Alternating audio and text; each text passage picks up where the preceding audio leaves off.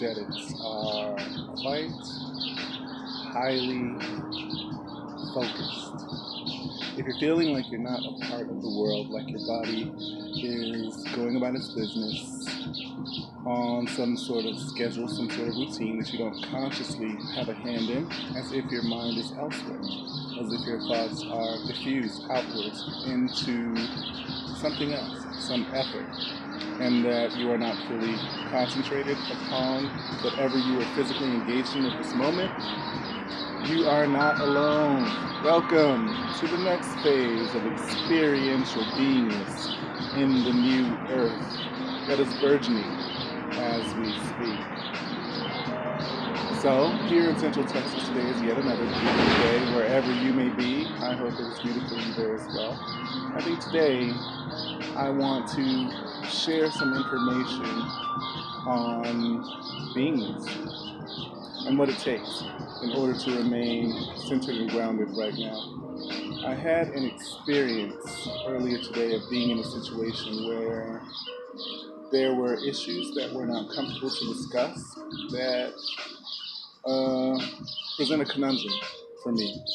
Rather than get emotionally involved in the issues, I was able to discuss the issue with the person involved in a relatively calm manner and to seek some sort of outcome, some new possibility that was not possible before.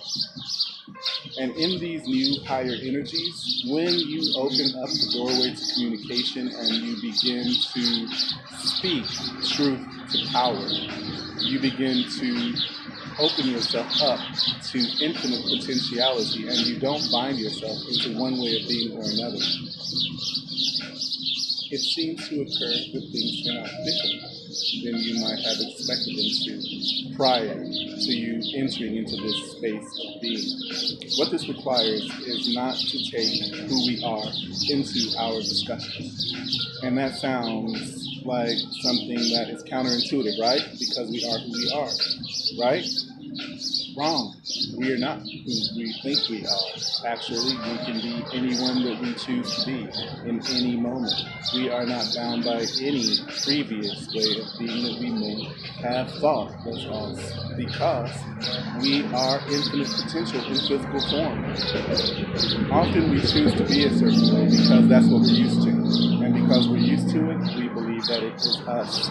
And then we experience situations where we kind of react a different way in situations, and that shows us that we are not who we thought we were. Well, this could be your way of being in every moment of your life. And in these new energies, these new earth energies, it is sometimes, maybe often, necessary to be someone other than who you've always been. So I was able to step outside of my previous way of thinking earlier today and take on a new possibility being in this interaction with this other person. And by doing so, new options opened up for us. And we were able to find a way through the situation we were speaking of. While before, it seems like we were at loggerheads, like there was no way for us to find common ground. So it is possible to be something new, to be something different. And it's important that we recognize this potentiality in all of our interactions and in every moment. So how easy is this to do? It's not easy to do if you are not doing the work necessary to know thyself, as the ancients said, as was written over the portal of the oracle at Delphi, as well as every temple in the land of Kemet, or Egypt. Know thyself that you may know the gods and goddesses. What does that mean for us right here and right now?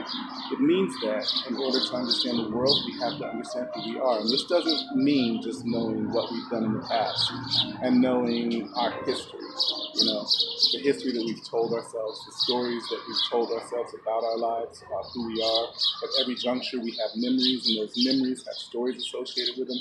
We define ourselves through these stories. Well, what if those stories aren't actually who you are? What if those are only indicative of things that have happened to you and how you've interpreted them? If that is a novel thought to you, then good. It's time to have more novel thoughts. If those stories are not who you are, then what does that mean for you here and now? Does that mean that you have to be those stories?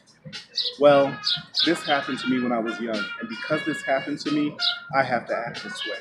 This is who I am. You can't change me. Does that sound familiar? Is that any of y'all out there right now as you're listening to me? Do you define yourself thusly as a certain type of person, and any other possibility is not open to you because of that? If you define yourself this way, then it is probably incumbent upon you to look into that definition, to look into what happened versus the story of who you told yourself that you were, and see if you are still that person. If the story that you told yourself that causes you to be a certain way occurred when you were about 5 to 10 years old, think about that. You are living right now by the decisions made by a child. How old are you? 20, 30, 40, 50, older? If you are 50, 60 years old and still living according to understandings that came to you when you were 6 years old, I think it's time for a serious change in perspective. I think perhaps that is no longer you, and you can be someone different. So this is the question of being. This is the question of who we are. And regardless of what perspective we're coming to these energies with and from, if we're coming from the individual perspective, if we're coming from the twin flame perspective, if we're just coming from an energy worker perspective, and we are those who seek to influence the energies with our own energies and our own understanding of what needs to be done in these times, centering oneself, grounding oneself, requires knowledge of oneself. What are you? Are you the events that happened to you in the past, or are you something new? Are you something old? Are you something different from what you thought you were? What could you be? What do you choose to be now? What does your environment require you to be in this moment, right now? You are in some context in this very instance, as I am speaking to you now. You're taking time out from that life that you've created for yourself. In every instance, you are living a reality that you have had 100% choice in, right? So what is the context of your life? Once you finish this video, what are you going to return to? How does what you return to define who you are? How are you going to be in that interaction with whomever you are in interaction with? Is there a certain way that you are required to be, that you feel you're required to be? Or can you be someone different? And what would that mean? What would that look like in that interaction with another person or people? Does your work require you to be someone specific? Do you have certain personality characteristics that your coworkers and your boss are used to and that define you and that they require for you to do your job? Or can you be someone different? Can you be someone new? In thinking about this, what will that do to your life if you change, if you shift out of who you've been to become someone new? If you can shift out of this, will it cause upheaval in your life? For most of us, it can, it does, it will, and it has. For those of us who are shifting consciously from one way of being to another, it often turns out that when we do so and we choose integrity and being fully who we found ourselves to be or find ourselves to be, it upsets people. It causes people to reject your new being, to think that you joined some sort of cult or you have had some sort of awakening process occur to you that they are not a part of. And often they are not a part of it.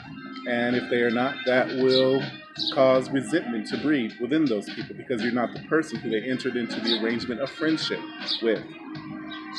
And when that occurs, you can lose people in your life because you've changed.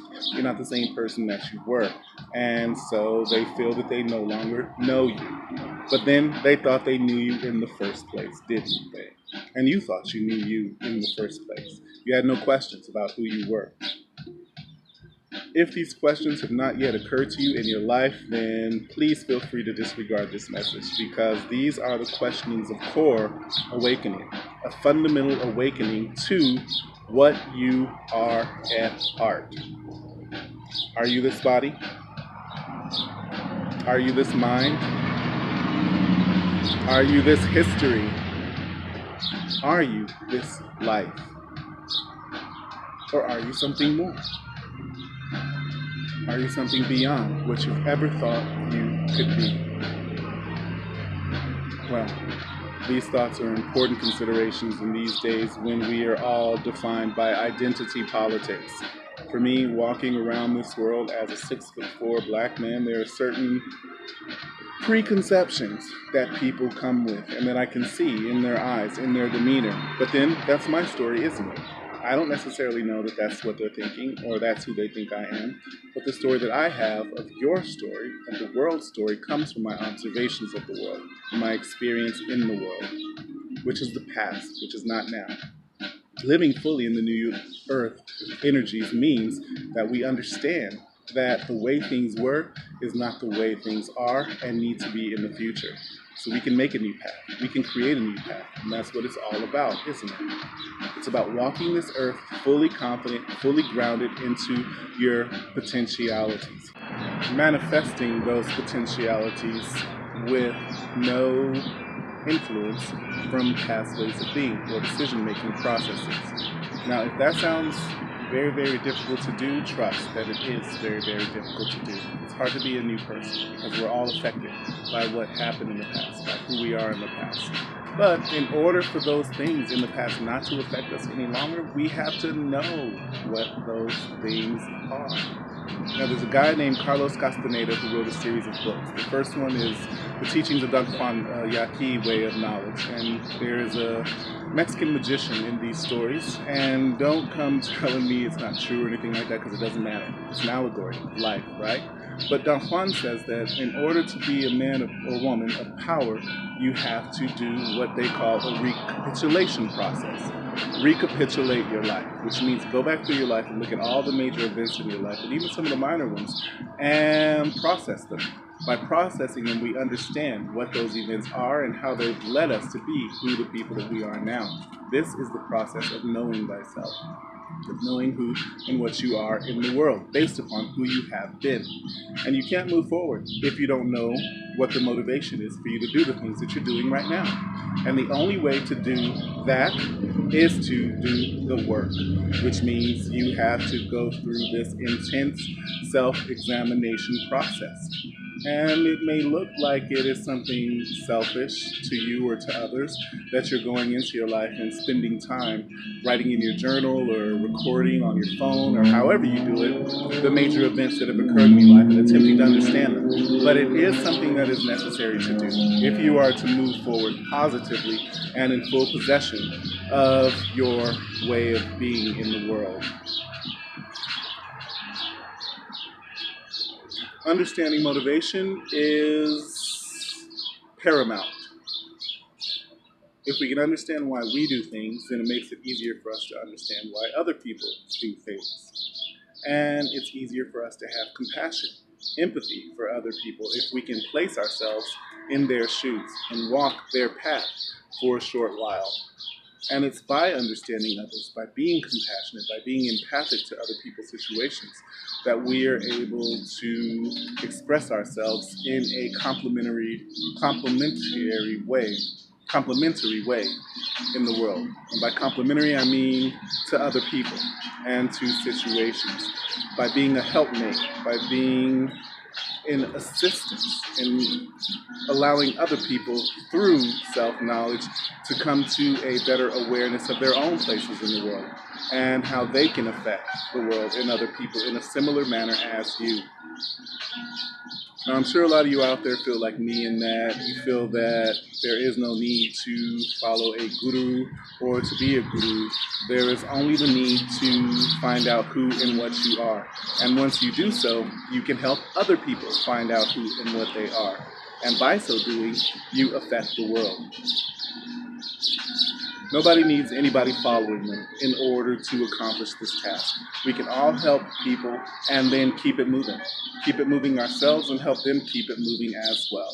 Once the information has been shared, once the way of being has been expressed, then there is no further work that needs to be done. You know, just by being who and what we are, as we stand in the world for and next to people, we present an example of what it's like to be a certain way, to be a certain type of person, to stand for certain ways of being. And that's all that's necessary for people to see sometimes, because often many people have not seen such examples in their life or in the world. So you can be that for them and should be that for them, especially for those who are closest to you in your life.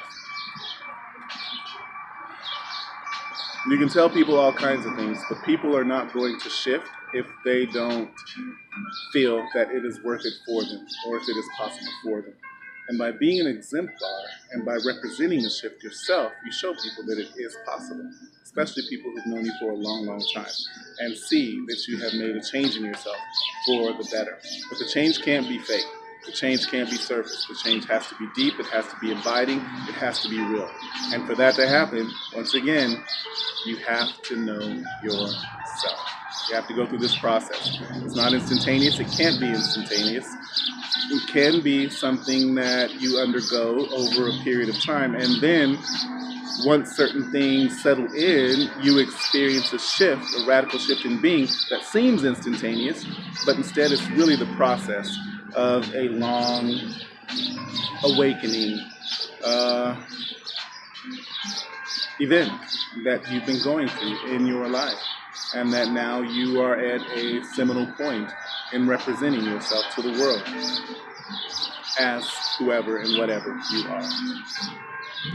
All right, so I just wanted to speak a bit upon this topic of self-knowledge, and to make sure that as we're traveling through the world, we understand that this is the core of everything else that's going on.